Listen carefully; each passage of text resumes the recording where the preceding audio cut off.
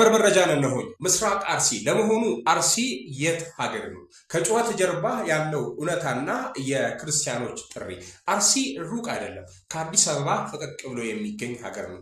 በማለዳ የተነሳ መንገደኛ እህል ውሃ ሳያሰኘው የሚደርስበት የትንሽ ሰዓት መንገድም ነው። ነገር ግን ከአዲስ አበባ ብዙ ባይርቅም የአርሲ ነዋሪዎች የሰቆቃ ጩኸት ግን አዲስ አበባ መድረስ አይችልም። አዲስ አበባ ስንገባ ያለ ገደብ የሚንፎለፎል የውሃ ፏፏቴ በየቦታው ይፈራል። አርሲ ስንገባ ደግሞ የሰው ደም እንደ ውሃ በዝቶ ይንፎለፎላል። ለመሆኑ አርሲ የት ሀገር ነው?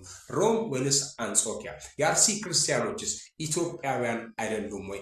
ዕለት ተዕለት እንደሚታረዱ በጎች እየተጎተቱ ሲታረዱ ከልካይ የጠፋውስ? የሁሉም ሰው ጆሮ ጩኸታቸውን፣ አይናቸው መከራቸውን ማየት ስላልቻለ ነው?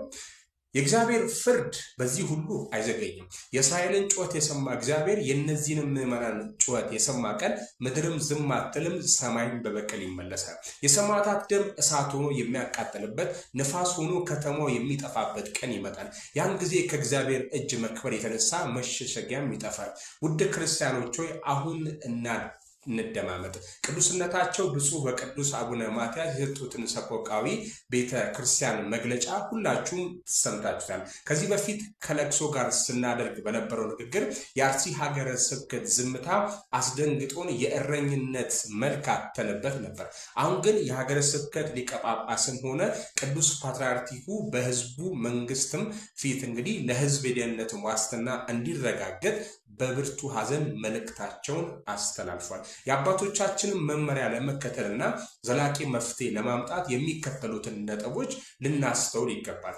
የአባቶቻችን መመሪያ ቀድሞውኑ መመሪያ የሚመስል ነገር ለአባቶቻችን ከመስጠት እንቆጠብ። በየደረጃው ልናደርገው የሚገባን የሥራ ዝርዝር አውጥተው ወደፊት በአርሲ ሀገረ ስብከት የሚደረገው ጥቃት እንዳይቀጥል የሚደረግ አሰራር ይዘርጉልን ብለን እናምናለን።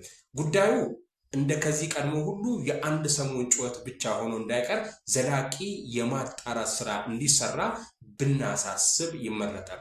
ከሰማይ ከእግዚአብሔር ዘንድ በጎ ነገር እንዲመጣ ሁላችንም ንስሐ መግባት ይገባናል። አሁን ባለንበት የኃጢአት ህይወት ሆነን መፍትሄ አይመጣም። ባለትዳሩ በትዳሩ፣ ካህኑ በመንበሩ፣ መነኩሴው በገዳሙ ጸንቶ በማገልገል የእግዚአብሔርን የምሕረት ፊቱን እንዲመለስልን መለመን ይገባናል። ምክንያቱም ወደ ሰዎች በመጮህ ብዙ ቀናትን አሳልፈን መፍትሄ አጣን። በዚህ የጾም ወቅት ሁላችንም ኃላፊነትን ወስደን ንስሐ መግባት፣ ጾምና ጸሎት መያዝ ያስፈልገናል። የቅዱስ ቃል መልእክት ሕይወትን የሚፈቅድ ሰው ማን ነው?